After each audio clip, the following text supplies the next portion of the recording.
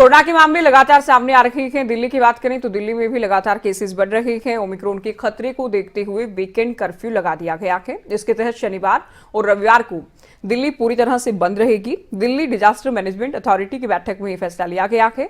जरूरी सेवाओं को छोड़कर सभी सरकारी दफ्तरों में कर्मचारियों को घर से ही काम करना होगा। वर्क फ्रॉम होम के आदेश दे दिए गए हैं। प्राइवेट दफ्तरों की बात करें तो 50% कैपेसिटी के साथ काम करेंगे। कोरोना के किस देश में हर दिन लगातार केस बढ़ रहे हैं। अलग अलग राज्यों में स्थिति अलग अलग है। हालांकि महाराष्ट्र की बात करें ज्यादा हालात खराब हैं। उसके बाद राष्ट्रीय राजधानी दिल्ली में भी स्थिति खराब है। हरियाणा की बात करें तो हरियाणा के कुछ जिलों में ज्यादा मामले सामने आ रहे हैं तो कहीं राहत भी है।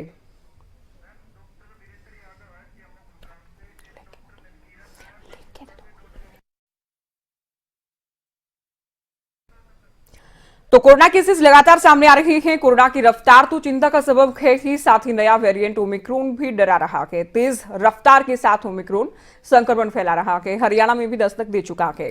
इस बीच हरियाणा के 5 जिलों में लगभग लॉकडाउन जैसी शर्तें और नियम लागू कर दिए गए हैं ताकि संक्रमण को कुछ हद तक कम किया जा सके।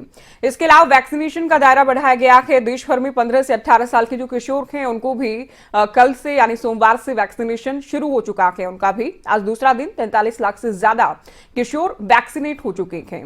तो सरकार बार बार लोगों से कहती है कि आप जागरूक रहें, कोरोना नियमों को आप गंभीरता से लें, मास्क जरूर लगाएं। वैक्सीनेशन आपका नहीं हुआ है तो आप वैक्सीन भी लगवाएं। कई सेवाएं, कई सुविधाएं वो हो गई हैं जो कि बिना वैक्सीनेशन के नहीं मिल रही। तो हरियाणा में सरकार काफी सख्ती से पेश आ रही है। चलिए सीधे आपको लिए चलते हैं। डॉक्टर वीरेंद्र यादव गुरुग्राम के सीएमओ हमारे साथ हैं, साथ ही डॉक्टर मनकीरत नोडल अधिकारी पंचकुला हमारे साथ जुड़ेंगे। स्वागत है आप दोनों का।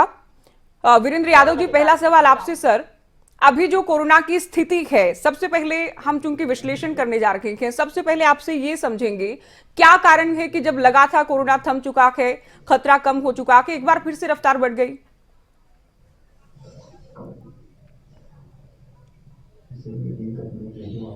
आपको याद होगा पिछली बार भी फेस्टिव सीजन के बाद या मैरिज सीजन के बाद कोविड में इंक्रीज हुआ ही था और अभी जो लापरवाही हमने बरती है उसी का ये नतीजा है।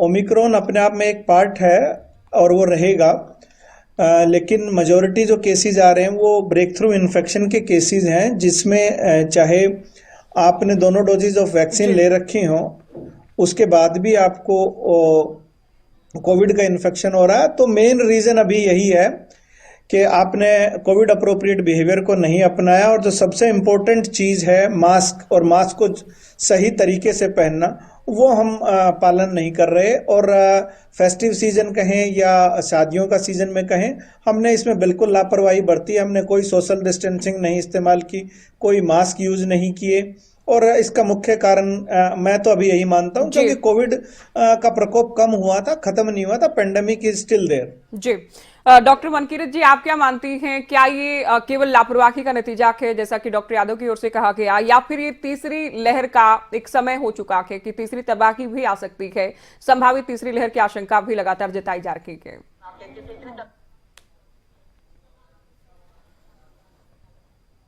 नमस्कार, मैं पंचकूला से संबोधित हो रही हूँ। जो आपने ये पूछा है कि तीसरी लहर का ही नतीजा है। तीसरी लहर क्या है? तीसरी लहर तो तभी आएगी ना, अभी पहले कहते थे तीसरी लहर अगस्त में आएगी, फिर था सितंबर में आएगी, मगर उतना हम टालते रहे क्योंकि हम सतर्क रहे। मगर अब फिर हम इतने जिसे कहते हैं फॉर गारंटेड हमने ले लिया और कि अब हमें जी, तो ये लापरवाही का नतीजा है, आप भी मानती हैं। डॉक्टर वीरेंद्र यादव जी, सर गुरुग्राम की ही बात करें, नए साल की शुरुआत के साथ, जनवरी महीने की शुरुआत के साथ 1100 से ज्यादा मामले अब तक सामने आ चुके हैं। तो आप क्या कहेंगे लोगों से, किन किन बातों का ध्यान रखें कि थोड़ा कंट्रोल हो सके कोरोना कम से कम?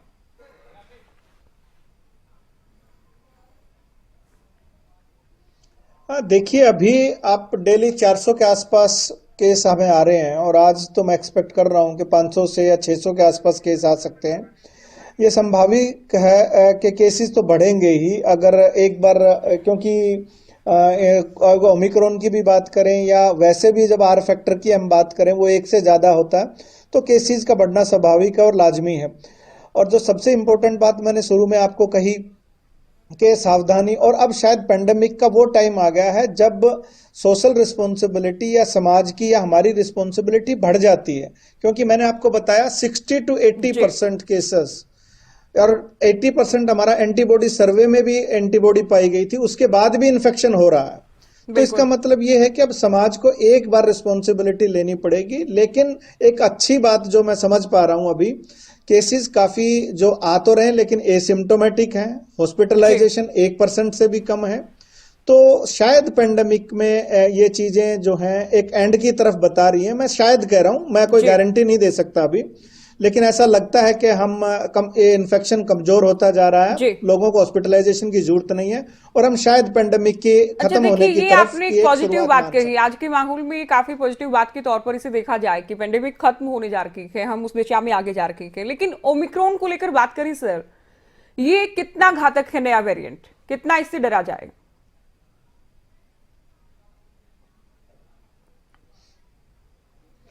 जैसा मैंने बताया कि ज़्यादातर केसेस जो अभी आ रहे हैं वो एसिम्टोमेटिक हैं या उनको सिर्फ गले में खराश है और हल्का बुखार या सर दर्द, बदन दर्द के साथ आ रहे हैं।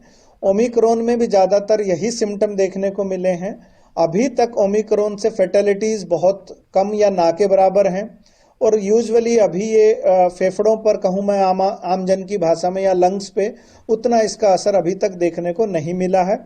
तो शायद अगर ओमिक्रॉन की वजह से एक बार दोबारा से इन्फेक्ट सभी लोग होते हैं तो एक हर्ड इम्यूनिटी की तरफ शायद हम बढ़ सकते हैं, और हर्ड इम्यूनिटी की तरफ बढ़ें तो शायद आगे आने वाले टाइम में हम सब प्रोटेक्टिव हो सकते हैं कोरोना से। जी साथ ही डॉक्टर साहब, जिन लोगों को पहले कोरोना हो चुका था दूसरी लहर में या फिर पहली लहर में, उनको ओमिक्रॉन अपनी चपेट में लेगा, संक्रमण होगा या फिर नहीं, दोनों ही स्थिति में कितने चांसेस आप देखते हैं संक्रमण होने के या फिर नहीं होने के?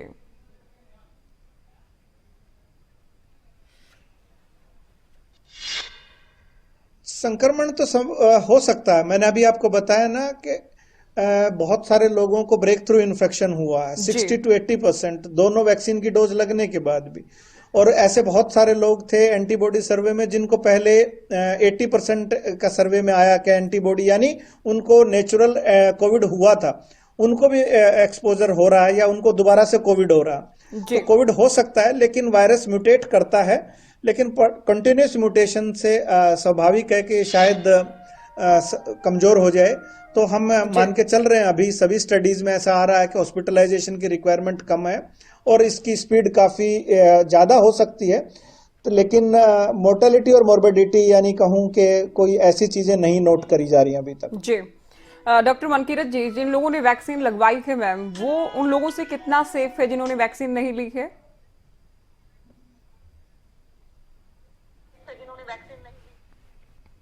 बहुत सेफ है क्योंकि उनकी रिकवरी बहुत जल्दी हो रही है।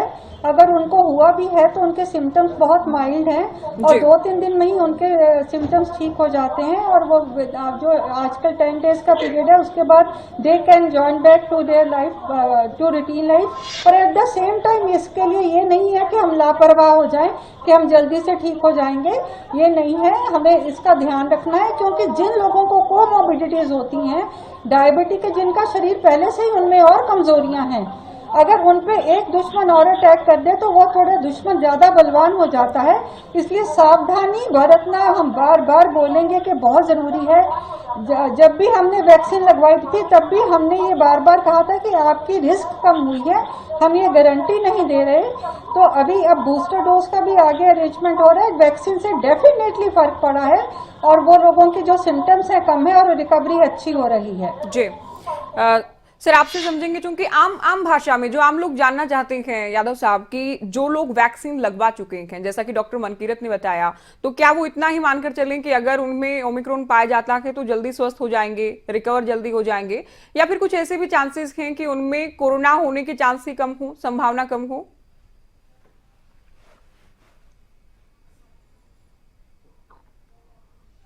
पहली बात तो ये है कि मैं गुड़गांव की बात करूं तो हमारे को जो एलिजिबल पॉपुलेशन थी ऑलमोस्ट 100% से भी ज़्यादा कहूँ तो 107% जो है पॉपुलेशन वैक्सीनेटेड है, फुल्ली वैक्सीनेटेड। संभवतः जो माइग्रेटरी पॉपुलेशन है उसकी वजह से ये डेटा ज़्यादा नज़र आता है। और ओमिक्रॉन मैंने या वैसे भी कोविड का कोई भी इन्फेक्शन हो, वो वैक्सीनेटेड लोगों में भी हो सकता है, अनवैक्सीनेटेड में भी होगा। जी। लेकिन जैसा अभी डॉक्टर मनकीरत ने भी बताया और डेटा भी ये कहता है कि जो वैक्सीनेटेड पीपल हैं उनमें इसकी सीवियरिटी कम होगी, ये जल्दी ठीक होंगे। और ये ओमिक्रॉन संभवतः जो अभी तक का डेटा आया है उसमें यही साबित हो रहा है कि ये पहले के मुकाबले म्यूटेट होके वायरस कुछ कमजोर हुआ है, तभी इसमें रिकवरी पॉसिबल है। लेकिन इसका ये मतलब नहीं है कि सोशल रिस्पॉन्सिबिलिटी या लोग कोविड बिहेवियर को भूने या वैक्सीनेशन ना करवाएं। वैक्सीनेशन ही एक ऐसा साधन है जो आपको बचाएगा मोर्टेलिटी और मॉर्बिडिटी से। और सबसे बड़ी बात जो है कि ओमिक्रॉन हो या डेल्टा रहा हो, वैक्सीनेशन के अलावा मास्क जो है वो सबसे इम्पोर्टेंट चीज है। मास्क आपको पहनना पड़ेगा और सही तरीके से पहनना पड़ेगा। बिल्कुल। साथ ही डॉक्टर साहब देखिए, बहुत सारे लोग, आपने तो कहा कि बहुत ज्यादा लक्षण भी नहीं है, बहुत ज्यादा घातक भी नहीं है नया वेरिएंट, अस्पताल जाने की भी जरूरत नहीं होती है। लेकिन काफी लोग वो हैं जो मानते हैं कि अभी रिसर्च जारी है, अलग अलग तरह के तथ्य सामने आ रखे हैं ओमिक्रॉन को लेकर। क्या हम ये विश्वास कर सकते हैं कि अभी जो वैक्सीन हमारे पास है वो पूरी तरह से कारगर साबित होंगी, या उनको किसी तरह से मॉडिफाई करने की जरूरत होगी, या किसी दूसरी वैक्सीन की भी आने वाले दिनों में जरूरत हो सकती है?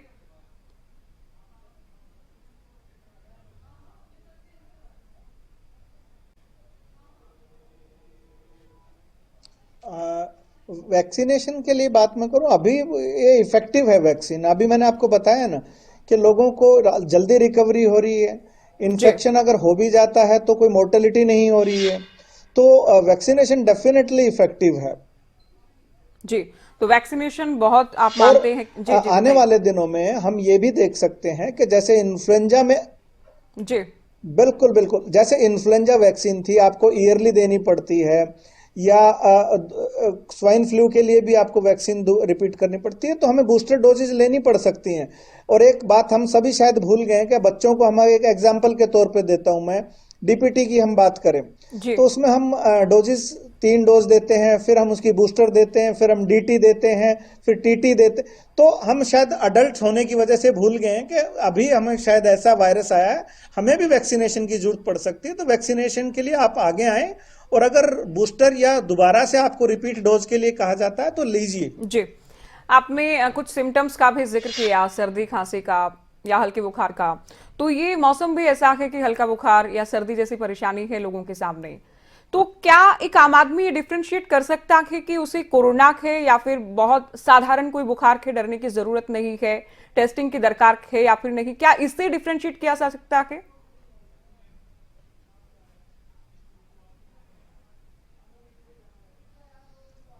ये तो थोड़ा सा मुश्किल है डिफरेंशिएट कर पाना, और इसीलिए भारत सरकार ने भी, और पिछले कुछ दिनों से हम भी कोशिश कर रहे हैं कि सभी लोगों को अगर कोई ऐसा सिम्टम आता है तो उनका रैपिड एंटीजन टेस्ट करके एटलीस्ट इमीडिएटली ये कुछ तो निर्धारित किया जा सके कि आपको कोविड है या नॉन कोविड है या सिंपल आपको कॉमन कोल्ड है। तो इसीलिए आने वाले दिनों में आप देखेंगे कि हमारे रैपिड एंटीजेंस की टेस्ट की मात्रा आरटीपीसीआर के मुकाबले बढ़ेगी, और हम ऑलरेडी बढ़ा रहे हैं। जी, डॉक्टर मनकीरत जी, आखिरी सवाल आपसे मैम।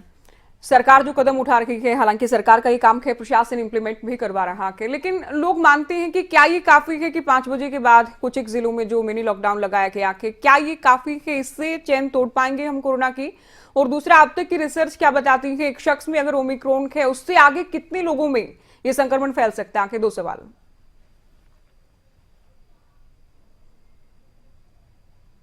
मैडम, इससे पहले मैं आपका पहला सवाल ये था आपका, थोड़ा सा मैं उसमें ऐड करना चाहूंगी कि आपने कहा था कि खांसी जुकाम सभी को हो रहा है, तो कैसे पता लगे कि कोविड है। उसमें ये तो सही है कि उन सभी को अपनी सैंपलिंग करानी चाहिए, पर हिस्ट्री एक बहुत इंपॉर्टेंट चीज है। अगर उसकी ट्रेवल हिस्ट्री है, अगर उसकी कॉन्टैक्ट की हिस्ट्री है, तो वो डेफिनेटली ज्यादा चांसेस कोविड की तरफ जाते हैं उसके। वो उसको बिल्कुल ना माने कि ये आम खांसी जुकाम बुखार है। अब आपका दूसरा क्वेश्चन क्या था कि क्या ओमिक्रॉन, आपका क्या क्वेश्चन है दूसरा? जी, बहुत शुक्रिया मैम आपका हमारे साथ जुड़ी, और डॉक्टर यादव जी आपका भी बहुत शुक्रिया, आपने विस्तार से बताया और समझाया कि क्या है स्थिति और कैसे इसे काबू किया जा सकता है, लोगों की इसमें कितनी और क्या भूमिका है।